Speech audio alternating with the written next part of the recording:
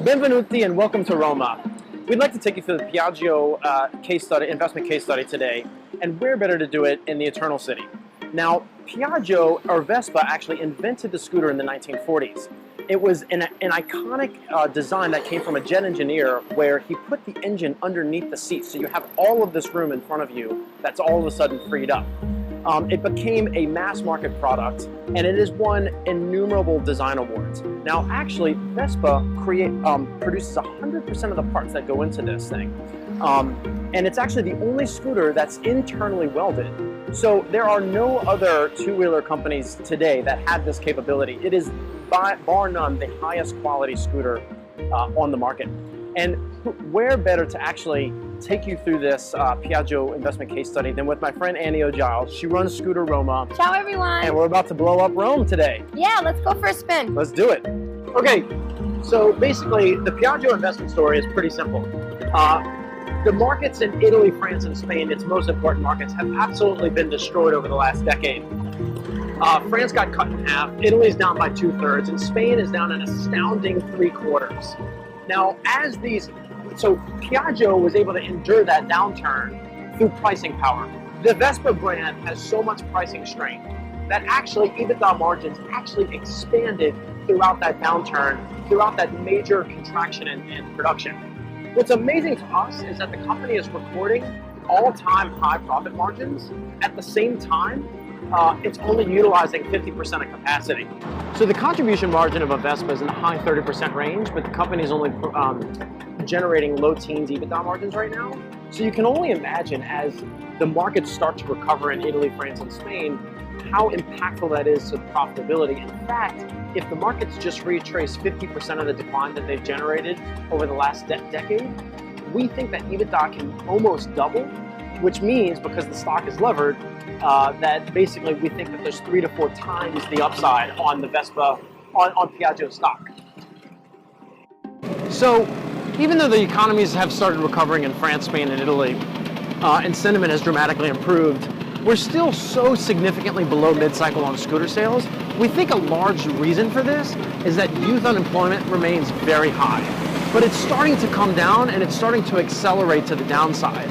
So Spanish youth unemployment has gone from 55 to sub 40%. Italy has gone from 39 to around 33. France has gone down another 5 points, and that's even before Macron enacts these labor market reforms, which is obviously going to be helping youth unemployment. And so because there's so much running room to get just back to mid-cycle, and because Piaggio's stock is highly levered, that's why we think there's so much upside left in the shares. Now, let's talk about the leverage, because the leverage is one of the things that everyone knocks Piaggio for. That's one of the downside scenarios. It's levered 2.8 times. On a cyclical manufacturer, I can understand the risk. Here's the thing though.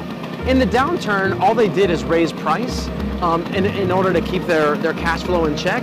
So the leverage ratio actually never got that bad during the bottom of the recession. And so even if markets round trip to the downside, it has pricing power to correct for this. Now, we don't think that markets are going to round trip to the downside because the fleet of vehicles, of two-wheelers in Italy is at an all-time high. It's gone from, the average age has gone from 10 to 13 years, and there is significant pent-up demand left in the markets. So above and beyond the European market, the Indian and Southeast Asian market is very important for Piaggio. It has a very dominant market share in Indian rickshaws, and actually its two-wheeler business in India has just started taking off. Now, perhaps the biggest potential untapped market for Piaggio is China. Now, it has basically a 0% market share in China right now. Every 1% market share that it could possibly take would increase sales by 30-40% for the Piaggio as a company.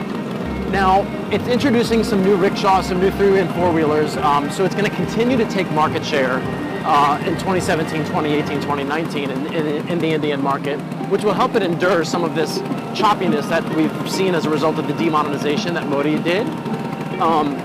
But here's the really cool thing. They're launching the Vespa Electrica at the end of 2017, and then early 18 in China. Almost all of the market in China, 14 million vehicles, is actually electric. So it's potentially a giant untapped market for for Piaggio with this electric scooter in China, and they can sell directly. We think it's really impactful for the business. So speaking of electric and disruptive technologies, Vespa was the original disruptive technology. We estimate the all-in cost to owning a Vespa is only $2 a day for your transportation needs. Contrast that for $16 a day for a small car and over $40 just Ubering around the city all day. It's also just happens to be the best way to go on a Roman holiday. So make sure y'all check out scooterroma.com and buy Piaggio stock. So arrivederci, y'all.